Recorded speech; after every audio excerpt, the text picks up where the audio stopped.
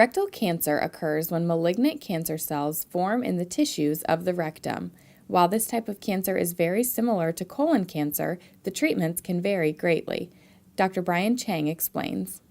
Those differences actually have important treatment implications. In the case of the rectum, which is housed in the very tight pelvis, we typically give chemotherapy and radiation first in order to shrink the tumor so that the surgeon has a better chance of removing the cancer in its entirety.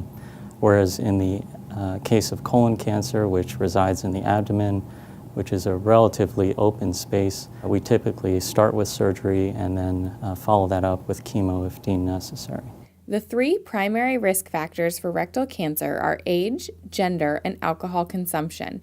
If you begin exhibiting symptoms, it's important to pursue a diagnosis immediately.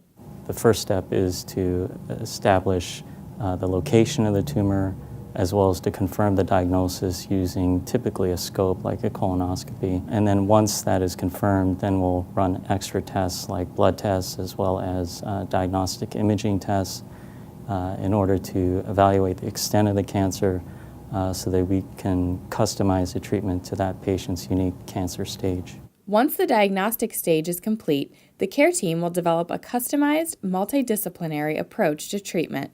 All patients who have colorectal cancer are discussed at our multidisciplinary tumor board that's conducted once a week and is well attended by our colorectal surgeons, gastroenterologists, radiation oncology, medical oncology, pathology, and radiology. We also have supportive services like dietitians, genetic counseling, as well as nurse navigators that help coordinate each patient's case.